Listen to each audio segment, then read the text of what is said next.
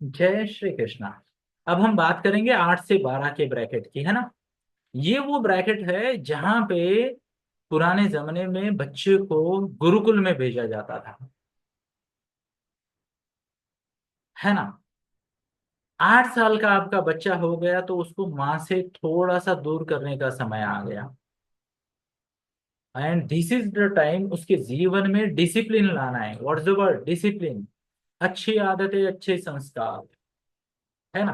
तो यहां से अगले 4 साल का जो ब्रैकेट है, जब तक बच्चा किशोर उम्र में जाता है, किशोरवयीन बच्चा, टीनेज कहते हैं उसे, एडोलेसेंस कहते हैं।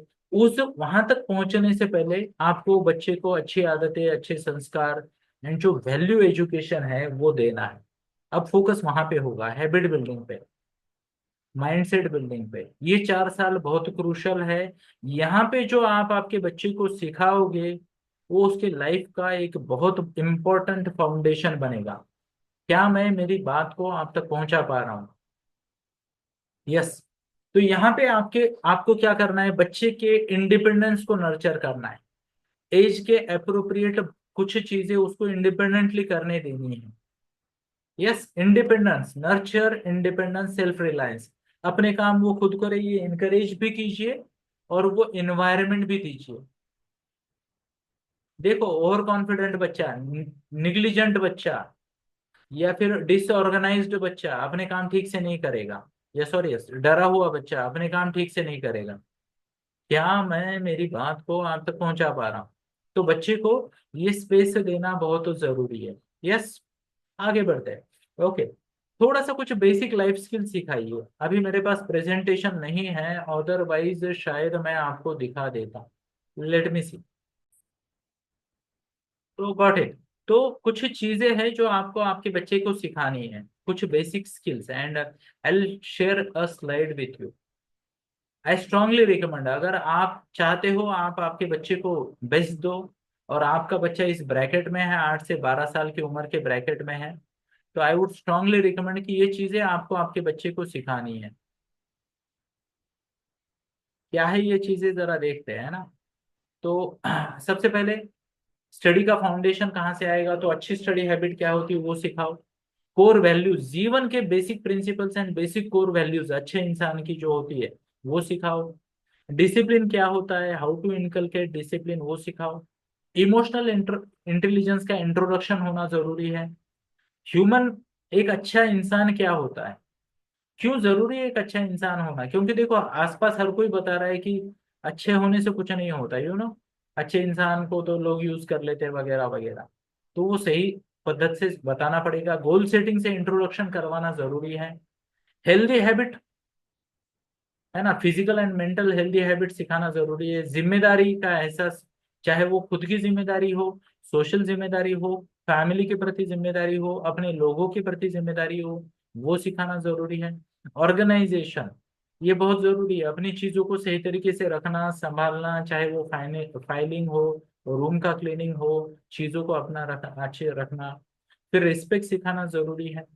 सेल्फ डिस्कवरी जिसे कहते हैं ना, यानी बच्चा एक, ये सही समय है बच्चा खुद को एक्सप्लोर करे कि मैं कौन हूँ, क्या मेरी स्ट्रेंथ्स है, क्या लिमिटेशंस है।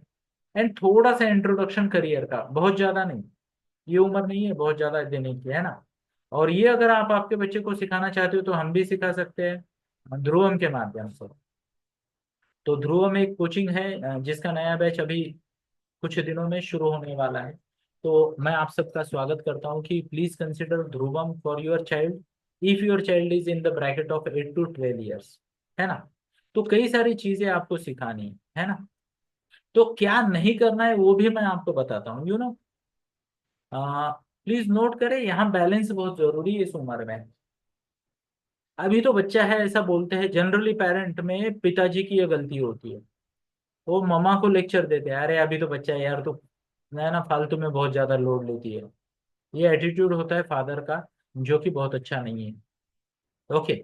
दूसरा, माँ को लगता है कि ये बच्चा अभी 8 साल का नहीं है, ये 28 साल का हो गया और अभी तक ना तो इसकी डिग्री हुई है, ना तो शादी हुई है, ना तो इसने फ्लैट लिया, ना तो इसने कार ली। उतना प्रेशर मम्मा, बहुत सारे मम्मा बच्चे पे डालती है, तो वो भी नहीं करना है। तो बैलेंस बहुत जरूरी है, और जो 12 चीजें मैंने बोली वो अगर आप आपके बच्चे को दो तो बहुत अच्छा होगा। ओके। कंपैरिजन टालना बहुत जरूरी है एट ईच स्टेज पर, यहाँ पे भी और ज्यादा जरूरी होता है, क्योंकि ये foundational year of child's life है ना। एक और बात है, ये जो उम्र है यहाँ बच्चे को चीजें समझ में आने लगती है। 7 साल तक ना तो आप बच्चे को चंदा मामा भी बना सकते हो, चंदा मामा बनाना मतलब पूछा ए और हमने बता दिया वाई, वो चल सकता है। बट अभी 8 साल से ना बच्चे का थोड़ा थोड़ा लॉजिक डेवलप होना होता है, तो उसको चीजें समझ में आती है, वो उन चीजों को लाइफ टाइम के लिए पकड़ के रख सकता है। क्या मैं मेरी बात को आप तक पहुंचा पा रहा हूँ? तो 8 साल के बाद ना क्वालिटी टाइम बहुत जरूरी है दोनों पेरेंट्स का। प्लीज नोट कीजिए, क्वालिटी टाइम इग्नोर नहीं करना है। क्या करना है? क्वालिटी टाइम इग्नोर नहीं करना है ना। एक और बात है, 8 साल के बाद थोड़ा सा ना उसको टाइट करना है स्क्रू को। मतलब क्या है, परमिसिव बहुत ज्यादा नहीं रहना है कि हर चीज को हाँ हाँ हाँ हाँ वाला नहीं है। यहाँ मैं हमेशा फॉर्मूला यूज करता हूँ, 50-50 फॉर्मूला, 5 तेरे मन की 5 मेरे मन की, 2 तेरे मन की। अगर सेफ्टी सिक्योरिटी को इश्यू नहीं है तो तुमने बोल दिया हमने हाँ बोल दिया, 3 तुम मुझे कन्विंस करो हम करेंगे, अब बाकी बची 5 में 2 मेरे मन की, मैंने बोला तुमने करना है, नो डिस्कशन। और 3 हम I will explain to you why it is important. क्या मैं मेरी बात को आप तक पहुंचा पा रहा हूँ? बहुत बढ़िया फ्रेमवर्क है 5+5, 5+5।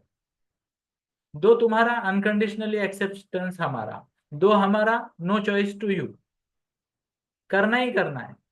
फिर 3 तुम्हारा तुम मुझे एक्सप्लेन करो, 3 मेरा मैं तुम्हें एक्सप्लेन करता हूँ या करती हूँ।